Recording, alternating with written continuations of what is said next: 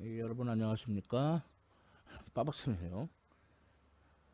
자, 이번에는 대학물리학 확장판 34장 빛의 본질과 광선광학의 원리에 대해 공부해 보겠습니다.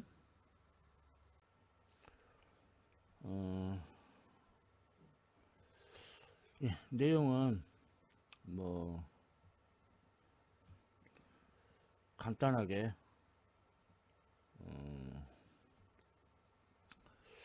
빛의 속력 측정에 대해서 간단하게 좀 얘기 좀 해보고, 그 다음에 이제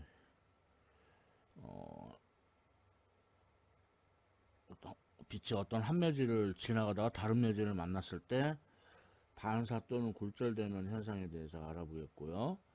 그거를 이제 뭐 하이언스의 원리 뭐 이런 걸로 설명들을 하죠. 그 다음에 뭐 이제 굴절률이 큰 데서 굴절률이 작은 데로 갈 때 이제 각이 어떤 각 임기각이라고 하죠. 그거 이상이면은 그거보다 조금이라도 크면은 전반사가 일어나죠. 그래서 이런 현상들에 대해서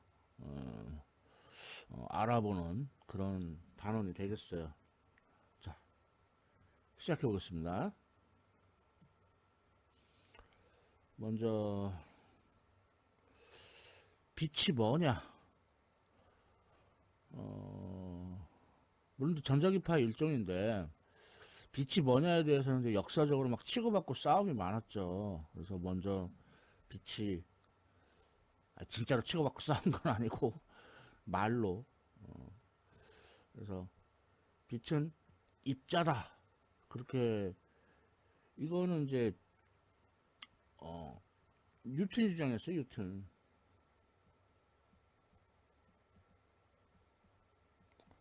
그래서 뉴턴이 아니 딴 거보다도 그 빛이 비치면은 빛이 이제 가다가 장애물을 만나면 그림자가 생기죠. 그러니까 빛이 직진하지 않느냐. 그러니까 빛은 입자다. 예. 굉장히 그냥 되게 상남자스럽죠.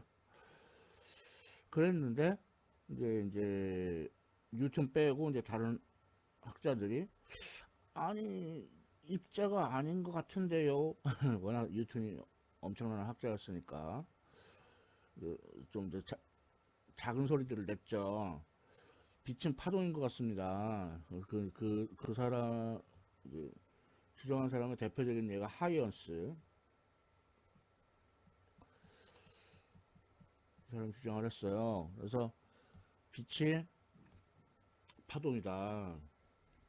그래서 이제 여러 개의 파동이 중첩돼서 나타나는 간섭 현상. 이건 물론 하이언스가 뭐 실험한 건 아니고 나중에 영의 실험으로 밝혀졌고, 그러니까 빛이 장애물을 만나면은 그 장애물 뒤편으로 그 에어 싸면서 이렇게 돌아 들어간다. 해절. 그리고 심지어는 편광까지 일으킨다 이거예요. 편광까지 일으킨다는 건 대단한 거예요. 대단한 거예요. 왜 대단한 거냐면은 그 아시다시피 파동에는 그 파동이 진행하는 방향하고 그 매질 요소가 진동하는 방향하고 서로 평행한 종파가 있고, 그 다음에 파동의 진행 방향하고 매질 요소의 진동 방향 서로 그 수직한 행파가 있죠. 근데 빛이 편광을 일으킨다는 거는 종파, 행파 둘 중에 행파라는 뜻이에요. 그러니까 정말 빛이 파동이라는 어떤 빼박, 빠박 아니고 빼박 증거예요. 빼박 증거. 대단한 거죠. 그래가지고 이제 빛이 입자다, 파동이다 이렇게 서로 티격태격 싸웠는데 이제 거의 이제 빛이 파동이라는 걸로 이제 거의 이제 승패가 넘어간 듯 싶었는데 18세기 후반, 19세기 초반 가면서 아니 거꾸로 잘못 말했다. 19세기 후반, 20세기 초반 가면서 이제 광전 효과, 그다음에 컴퓨터 효과 이런 것이 발견이 됐어요. 이제 그래서 빛은 입자로서의 성질도 가진다. 그래서 다시 승패가 되돌아갔어요. 그래가지고 광전효과는 이건 아인슈타인이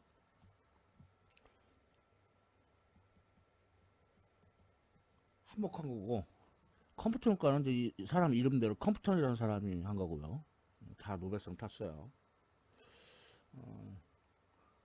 그러면 이제 우리 이제 곧 배우게 될 빛의 반사와 굴절은, 빛의 반사와 굴절은 빛은 입자다, 빛은 파동이다, 두 가지로 다 설명할 수가 있어요. 그러니까 반사 굴절 현상은 중립이죠, 중립. 어느 한편을 안 들고 있어요. 어느 한편.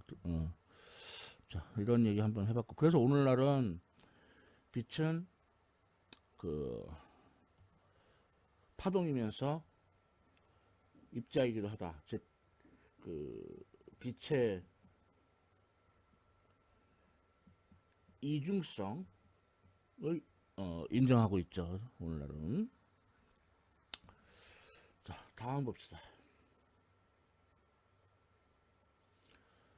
다음은 이제 빛의 속력에 대해서 좀 잠깐 빛의 속력 측정에 대해서 잠깐 좀 얘기를 해볼 건데, 뭐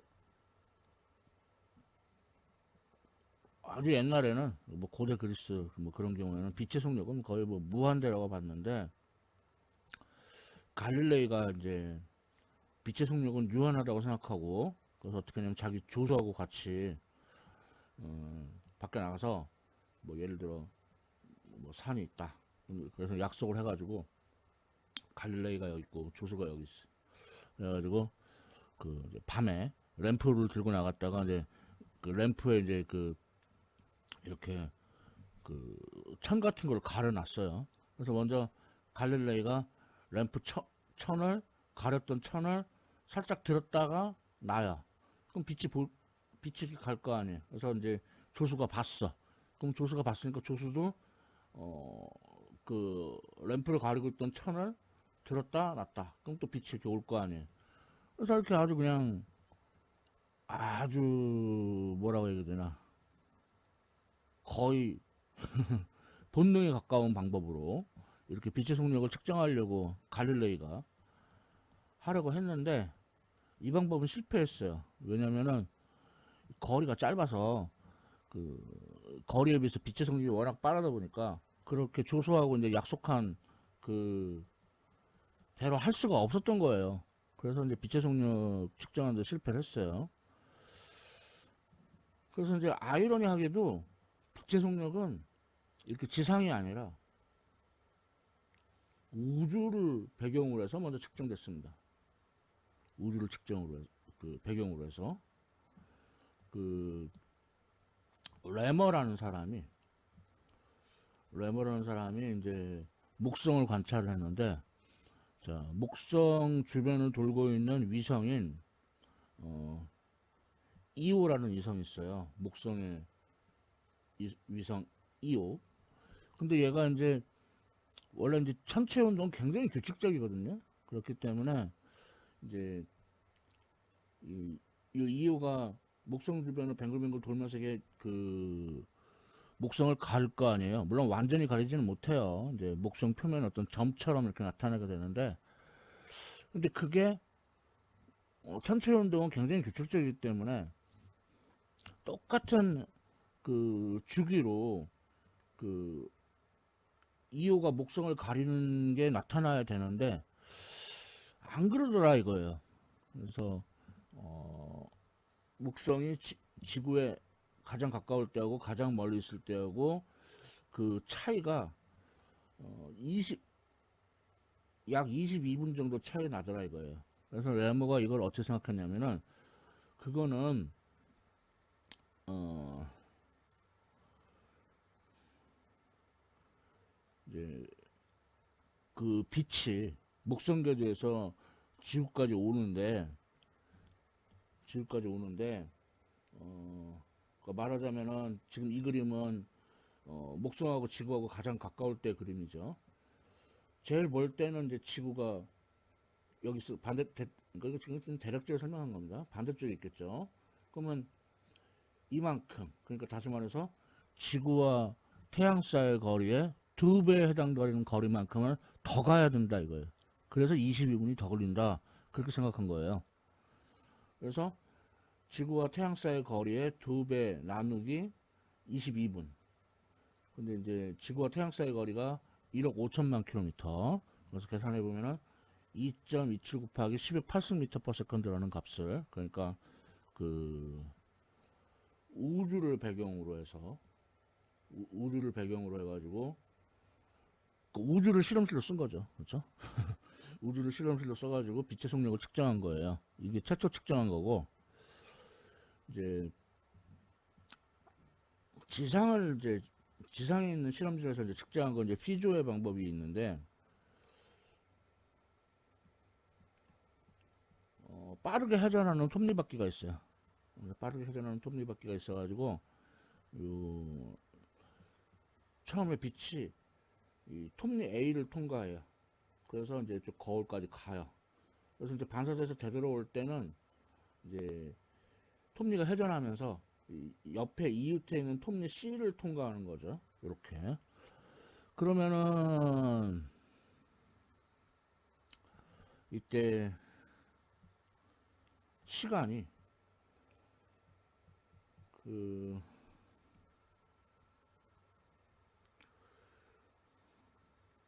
참 이게 좀 톱니의 개수가 720개다. 이 말이 약간 좀 애매한데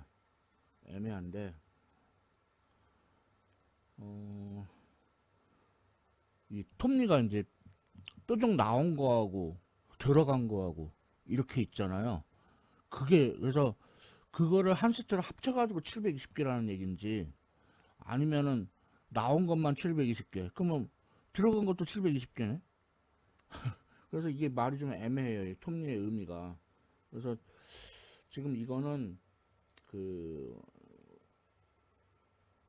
그 톱니가 그 삐쭉빼쭉 이렇게 나왔다 들어갔다 이렇게 돼 있잖아요. 나온 게 720개라는 의미로 본다면은, 그렇게 본다면은 요거는 그 들어간 것도 720개. 그래서 그거의 2배가 되겠고, 그래서 전체 각은 360도. 그러니까 2파이 레디안. 그걸 나누기 2n. 그러면 이게 바로 그 각도에 해당돼, 각도. 요 각도에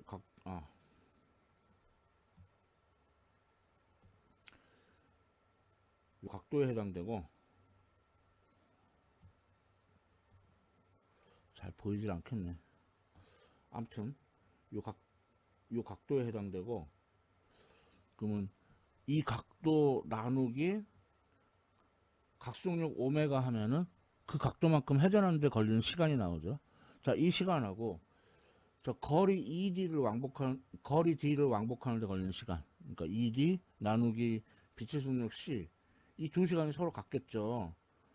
자, 이렇게 식을 세우면은 이 공식이 얻어져요. C는 ED 나누기 어쩌고저쩌고 복잡하죠. 그래서 정리하면은 파이분의 ED N 오메가. 그래서 이제 D가 피조가 실험했을 때 데이터가 이 톱니바퀴로부터 거울까지 거리가 8,633m, 8km가 넘죠. 그 다음에 톱니 그 바퀴수가 720개, 그리고 톱니가 굉장히 빠르게 회전한다고 했어요. 그래서 각속력이 79.2 레디언 퍼 세컨드. 그래서 그걸 대입해서 계산해 보니까 3.13 곱하기 10의 8승 퍼 세컨드. 현재 우리가 이제 그 빛의 속력 그 C를 3. 빵빵 곱하기 10의 8승 퍼 세컨드로 보거든요. 그러니까 처음에 이제 레머가 우주를 이제 배경으로 해서 측정한 값은 뭐 많이 틀렸어요. 물론 그런데 이제 처음 치고는 뭐 3인데 앞에가 2니까 한끗 차이네. 피조의 방법은 상당히 잘 맞죠, 현대적인 방법과. 그리고 이제 피조 뭐 나중에 이제 사람들이 어디까지 연구를 했냐면은 빛이 가는 경로에다가 파이프를 이렇게 설치를 해요. 파이프를 이렇게 설치를 하고 그 다음에 이 파이프 안이 공기가 아니고 물 같은 걸로 채워놔요. 근데 이제 뉴턴의 주장에 따르면은 그 빛이 공기를 진행하는 것보다 물 속으로 진행하는 것이 빛의 속력이 더 빠르다. 뉴턴이 빛을 입자로 봤을 때 주장. 그에 따르면 공기보다는 물 속에서 빛의 속력이 더 빠르다라는 증거, 그렇게, 이론적 주장이 나오는데, 피조의 방법으로 실험을 해보면은, 공기보다 물 속에서 빛의 속력이 느려요. 그래서 이걸로도, 뉴턴의 주장이 틀렸다. 그러니까 빛은 입자가 아니고 빛은 파동이다라는 그런 그 하나의 또 그 실험적 증거를 또 제공해주기도 했던 그런 빛의 속력 측정 방법이었어요. 다음은 예제를 좀 풀어볼게요.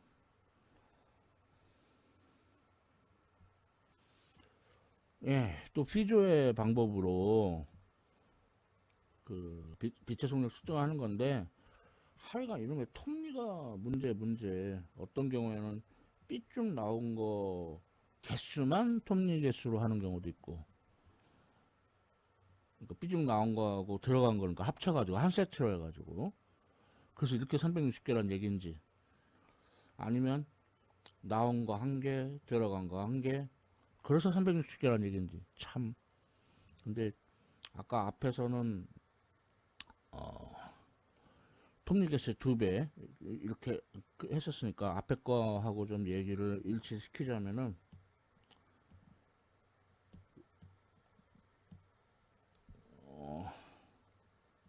이거는 이제 나온 것만 360개라는 뜻입니다.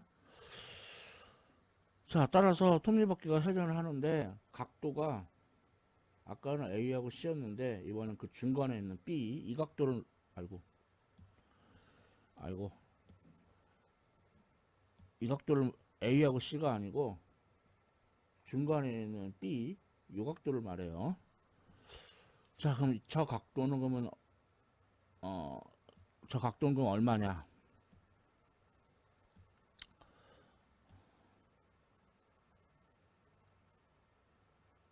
아닌데, 아닌데, 어,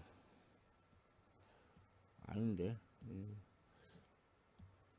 아까는 곱하기 2를 했고 지금은 아닙니다. 이 문제는. 그래서 이거는 그냥 n으로 나누면 돼요. 그래서 360도를 n으로 나눈다. 이게 저 각도가 되겠고, 그러니까 아까하고 차이점. 아까는 그 톱니가 나온 거하고 들어간 거하고 따로따로 카운트해서 그래서 2배가 했고, 지금은 어, 나온 거하고 들어간 걸 합쳐서 한 개로 카운트를 했어요. 그래서 그냥 2배가 안 됐죠. 자, 그래서 이 각도를 각속도 오메가로 나누면 그게 이제 그 회전하는 데 걸린 시간 나올 테고, 같은 시간 동안 거리 D를 왕복을 하죠. 그래서 빛의 속력 C는 ED 나누기 어쩌고 저쩌고. 그런데 여기서 우리가 오메가를 각속력 또는 각진동수라고도 하는데, 그 각진동수를 2파로 나누면 진동수죠. 그래서 진동수로 쓰면은 그래서 ED NF,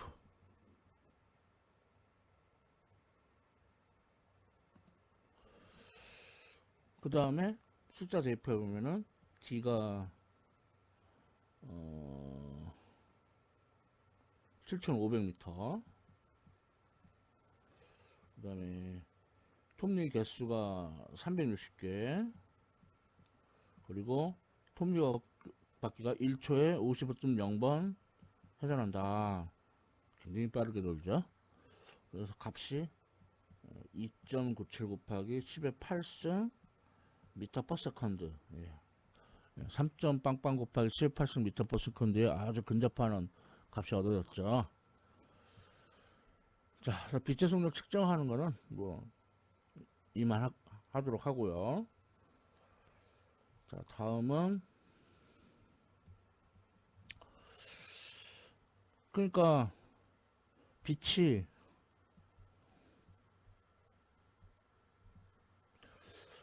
장애물을 안 만나면은 그냥 직진하죠. 그런데 이제 장애물을 만났다. 그럼 장애물을 만나면은 빛이 그 장애물 뒤로 이렇게 장애물 뒤로 이렇게 에어 들어가는 회절이 일어나요. 회절. 뭐 순 우리말 근데 그 말이 있는 말이긴 해. 애돌이 에어 돌아간다 이거예요. 자, 그런데 이제 지금 34장은 이렇게 해절되는 경우는 다루지 않습니다. 그건 이제 뒤에 나중에 이제 배우게 될 거예요. 그러니까 그냥 직진을 합니다. 근데 참고로 알아둘 거는 요 파면이라는 거는 말하자면 뭐 마루와 마루, 골과 골. 다시 말해서 파동의 어떤 그 위상이 같은 지점끼리 연결한 선을 파면이라고 해요. 그래서 파면 사이의 거리는 여기도 나와 있지만 한 파장이 되겠고, 그리고 파면하고 파동의 진행 방향은 서로 수직합니다. 그래서 지금은 이제 34장에서는 해절은 이제 고려하지 않는다. 그 얘기를 하려는 부분입니다. 넘어가고요. 그래서 빛이 한 매질을 가다가 다른 매질을 간다.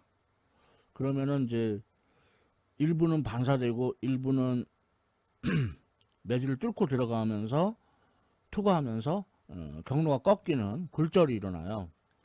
그래서 지금은 이제 반사에만 이제 포커스를 맞추겠는데, 보면은 이 두 매질의 경계면이 있고 이 두 매질의 경계면의 수직한 선을 우리가 법선이라고 그래요. 영어로는 normal. 자, 이때 이제 빛이 입사해 가지고 이렇게 일부는 반사가 일어나는데, 이때 입사각과 지금 이제 입사된 파동, 빛이니까 입사광과 법선 사이의 각을 요걸 입사각이라고 해요. 그리고 반사된 파동, 지금 빛이니까 반사각과 법선 사이의 각을 반사각이라고 합니다. 근데 이때 입사각과 반사각은 같다. 반사의 법칙. 그래서 이제 당구의 기본 법칙이죠. 그 다음에 이제 반사에는 이제 정반사하고 난반사가 있는데, 표면이 매끌매끌하면은, 매끌매끌한 거 맞아 이거? 자, 표면이 매끄러우면은, 그러면은 이제 이렇게 입사된 건 당연히 나란할 테고, 반사된 것도 나란하게 이렇게 반사가 되겠죠. 이게 바로 정반사. 이게 바로 정반사고, 난반사는 표면이 이렇게 울퉁불퉁해요. 그러면은 빛이 똑바로 와도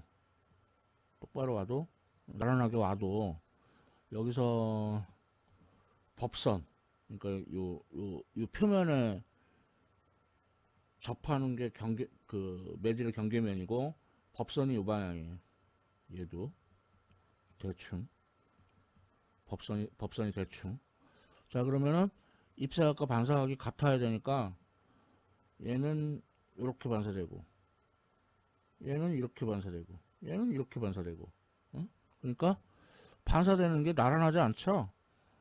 이런 거를 이제 난반사라고 합니다. 근데 정반사든 난반사든 똑같이 다 반사의 법칙, 그러니까 입사각과 반사각이 같다. 반사의 법칙은 똑같이 만족합니다.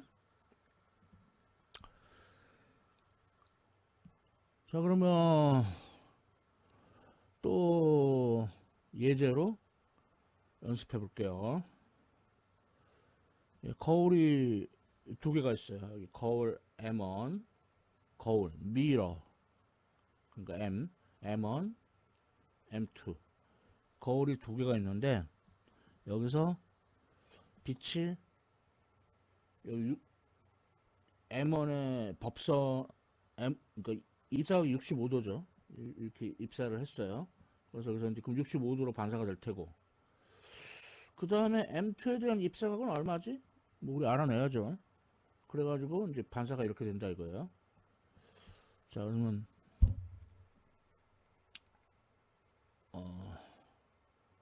우선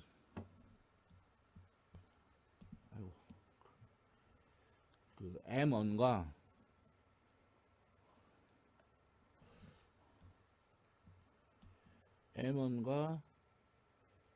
입사된 빛 사이의 이 각을 델타라고 합시다. 그러면 여기도 델타죠. 그 다음에 여기는 감마라고 합시다. 여기도 감마죠. 감마. 그러면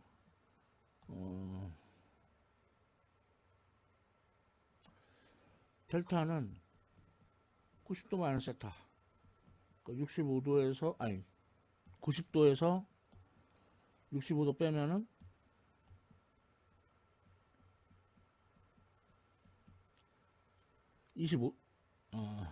25도.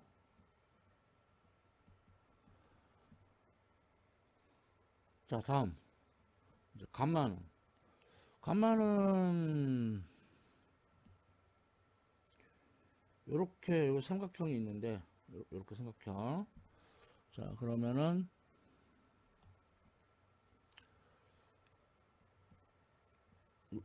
저 삼각형에 여기가 델타, 감마, 그리고 그 두 거울 사이의 각이 파이.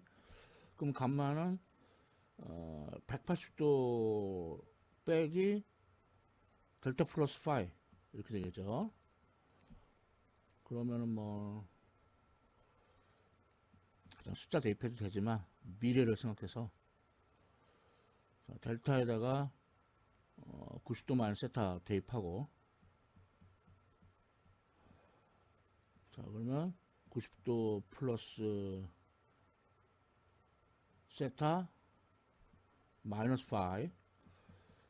자, 근데 세타가 65도고 파이 두 거울 사이 각도가 지금 120도인 문제예요. 그러면은 35도가 나옵니다. 그래서 따라서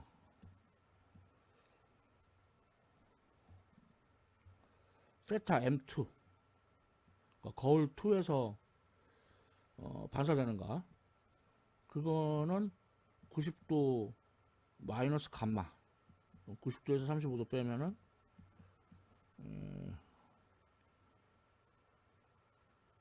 55도. 그래서 답은 55도가 되겠어요. 네, 그렇게 기하학적으로 접근하면 되기 때문에 그렇게 어려운 문제 아닙니다. 그런데 조금 오해가 있을 수 있어요. 오해가 있을 수 있는데, 어떤 오해가 있냐면 이거 아이고 잘 표시해야 돼. 델타가 여기를 경계로 해가지고 여기를 경계로 해서 여기가 델타, 아래도 델타. 뭐 마찬가지로 이쪽 경계도 여기 경계로 해가지고 위에가 감마, 아래도 감마 이렇게. 그래서 이제 어떤 오해가 있냐면은, 그러니까 델타, 그러니까 일단 25도만큼 첫 번째 거울에서 그 빛이 진행하는 방향이 바뀌었죠. 그 다음에 이제 두 번째에서는 감마, 그러니까 35도만큼 방향이 바뀌었죠. 그럼 합하면은, 예, 설명을 잘못하고 있었네요. 델타만큼 방향이 바뀐 게 아니라 그 2델타만큼 방향이 바뀌었죠. 2델타만큼 방향이 바뀌었고,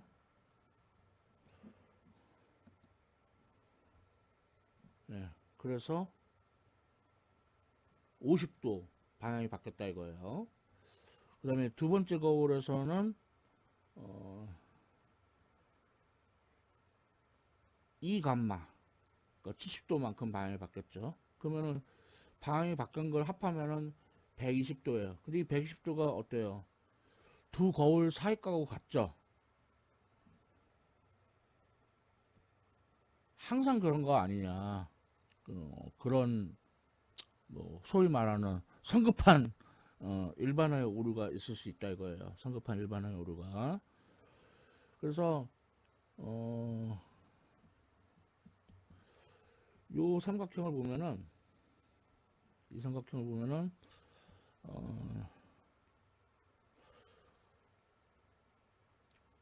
그, 빛이 진행하는 각도가 방향이 바뀐 각도 알파를 구해보면은 알파는 180도 빼기 2델타 2감마. 그런데 아까 델타가 90도 마이너스 세타였고 감마가 90도 플러스 세타 마이너스 파이였단 말이에요. 그래서 계산해 보면은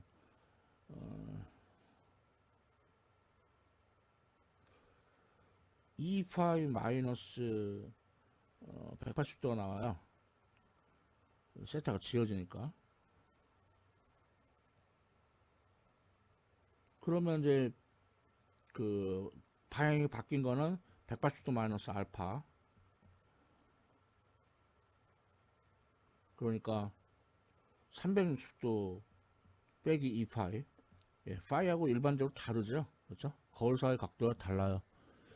120도일 때는 우연히 같았던 거지. 그 빛이 진행하는 방향하고 그 그러니까 빛이 진행하는 방향이 바뀐 각도하고 두 거울 사이의 각도가 우연히 같았던 거죠. 120도일 때. 일반적으로 안 그래요.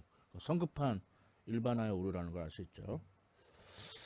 그래서 특히 이제 두 거울 사이의 각도가 90도인 경우, 90도인 경우가 재밌는데 90도가 되면은 다시 말해서 거울 두 개가 이렇게 수직으로 놓여 있다는 얘기죠. 수직으로 놓여 있죠. 그러면은 빛이 이렇게 왔다가 그냥 갑니다. 왔다가 그냥 가요. 이렇게.